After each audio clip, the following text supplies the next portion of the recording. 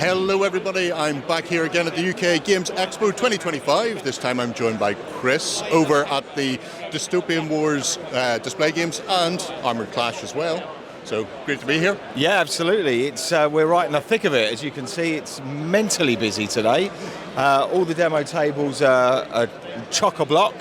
We're running demos of Dystopian Wars, the new edition, which is out in a couple of months.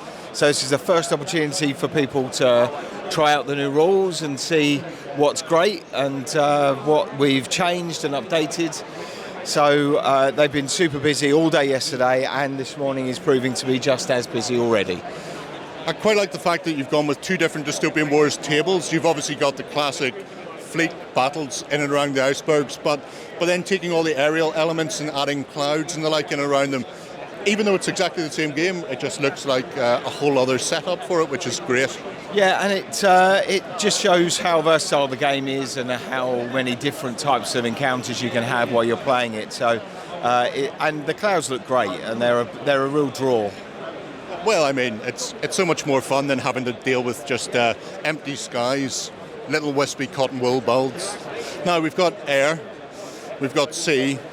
Obviously, Dystopian Wars doesn't make it to land itself, but Armoured Clash fills that gap quite nicely. It does. The Judges' Choice to 2025 award-winning Armoured Clash is a 10mm scale land combat wargame, and again is proving super popular. We've now got 5 of the 8 factions out, and the rest will come out towards the rest of the year. At the end of the year, and then we'll have the full 8 factions ready, and then we'll be looking at reinforcements throughout 2026, which will be good fun. Yeah, I know John's looking forward to getting stuck in and painting the Imperium. In fact, he's already done a couple of test schemes of those, so that's the next on the horizon for us. Now we've got a couple of big studio armies.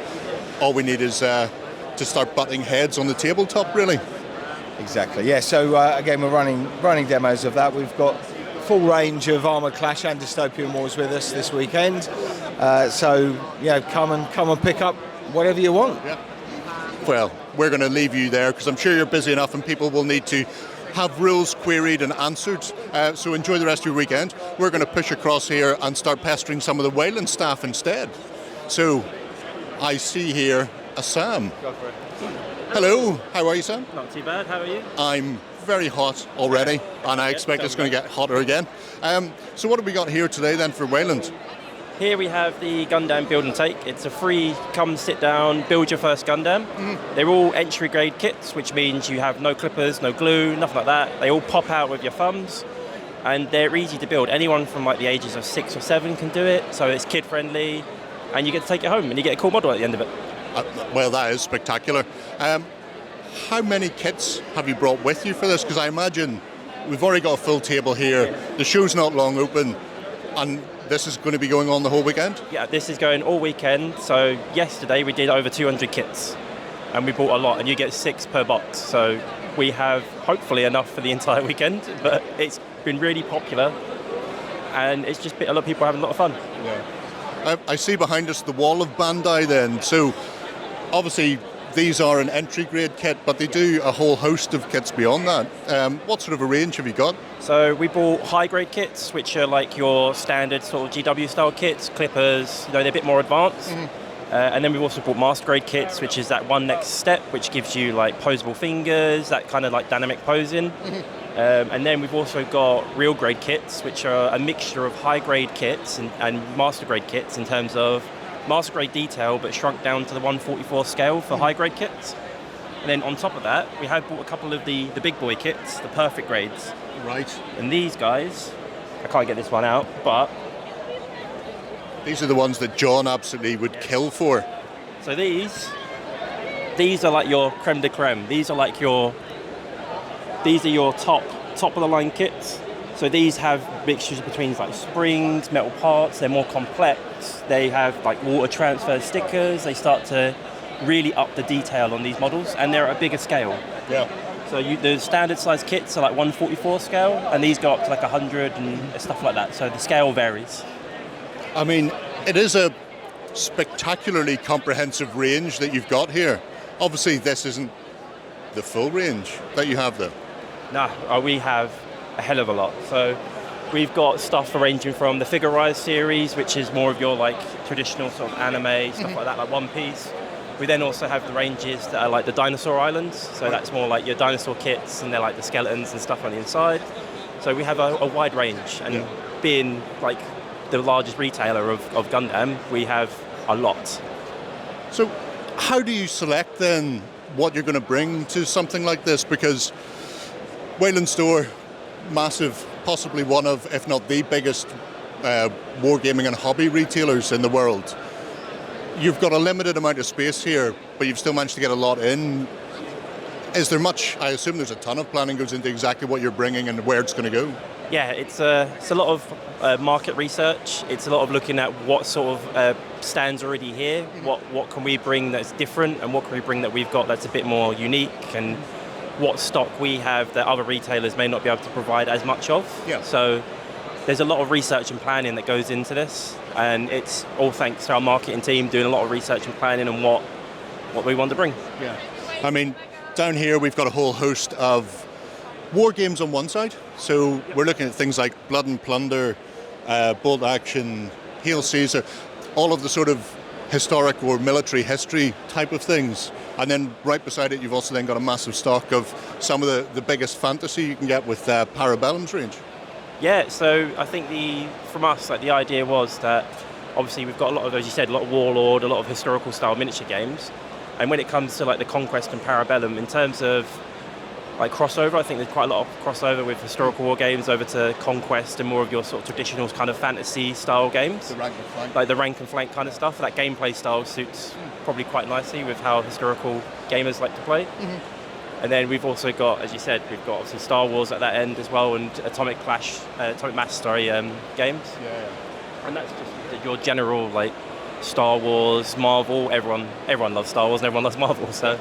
Well, I mean, they are two of the biggest IPs in the world, so I don't think you can get too many people who wouldn't at least stop off to have a wee look. Is that Andor? It is indeed. See, from the Andor show that everybody loves, including me. Not as good of everything. It's one of those things. But then you go from the war game to the more hobby, the more family-friendly hobby again. There's a lot of the IPs are coming in there again, but you've got a whole ton of Lego. Yeah, so one of the main drivers of bringing Lego is the fact that UKGE is obviously family-friendly, and there's a lot of people coming with their kids, coming with family members, and everyone loves Lego. So we tried to get a nice range of like Harry Potter, Star Wars, Super Mario, Wicked, trying to hit as much of the how do I put it, as much as people enjoy, if you will. Yeah. So yeah, trying to cover all the bases, so it doesn't matter if you're here with a bunch of, well, I'm not sure what the Lego ages are these days. It used to be 9 to 99. I don't know if that's changed these days or not. But yeah, being able to go in there and go, here's something for 9, 10-year-olds, then here's the Lego Technic for your teenagers, or here's Star Wars for absolutely everybody in sight. yeah, we just wanted to have a variety because Lego is one of those things where any age will enjoy it.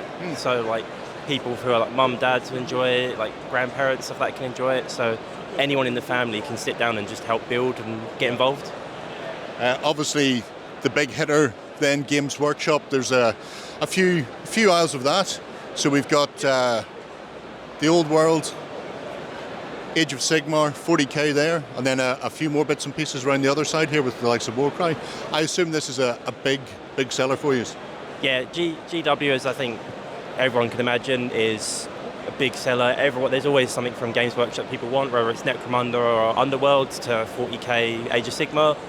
There is a lot of stuff that people enjoy, and we try and bring a wide selection. And as their range increases, our selection choices increases. So. I mean, that's the other thing where you're just going to start to have to drill down into exactly what you think people are going to need. And I suppose a lot of the time, if you bring it, you want to sell it because nobody wants to have to pack up again at the end of the weekend. So.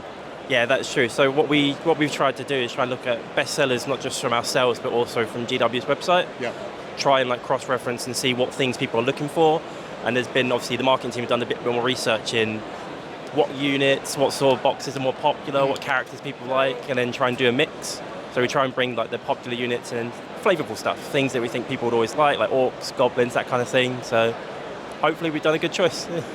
If you look down there, Justin, you'll see the board game aisle, which is understandably packed. Yeah. Obviously, UKGE is renowned for being a hub for board game enthusiasts. And with so many different board game companies, obviously, here at the show, I assume there's a lot of overlap, but here again, you're trying to show as much of a diverse range as you can from what Wayland have. Yeah, it's trying to show that board games are for everyone. It's not just like a niche for certain types of people. It's everyone can enjoy it. We've tried to bring kid-friendly board games. We've tried to bring your traditional, like, your big ones like Mansion Madness, stuff like that. So we tried to keep it as diverse as possible. Yeah.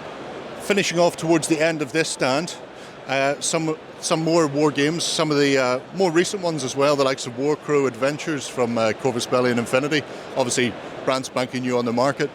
How's that been going down for you?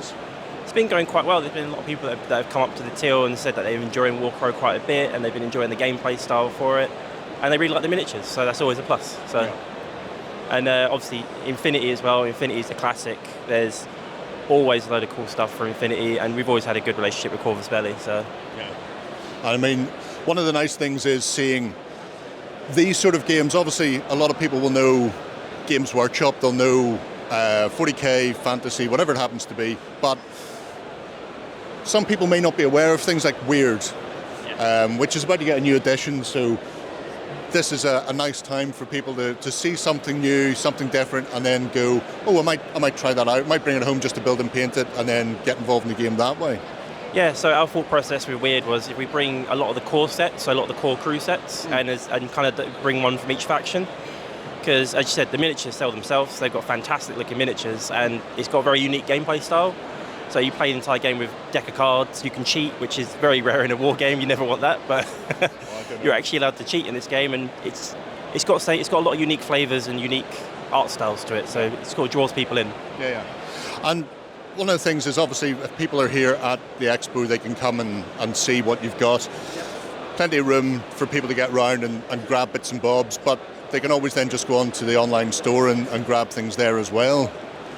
Yeah, so we've got, obviously, this is just a very limited selection of our stock. We've got a massive amount of stock and ranges on the website that you can get. We offer, obviously, up to 20% discount and free shipping of over £20, so you get a lot of choice. And there's the reward points as well.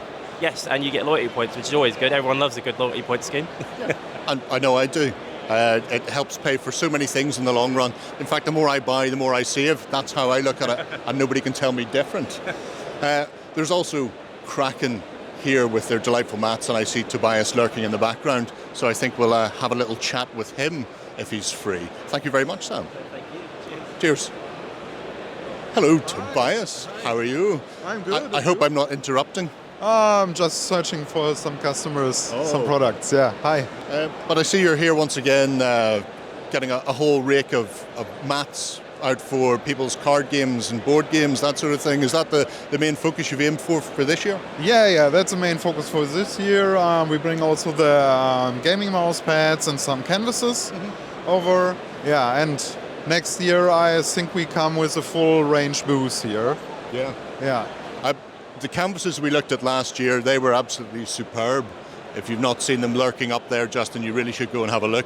How have they been going? Because that was relatively new for you last year, wasn't it? But they seem to be selling, every time I looked around, there were people who were buying the canvases, or they were buying the postcards, that sort of thing. Yeah, it's running very well. And the gaming mouse pads were very famous. We were all out of stock for a lot of motifs already. So yesterday was very good.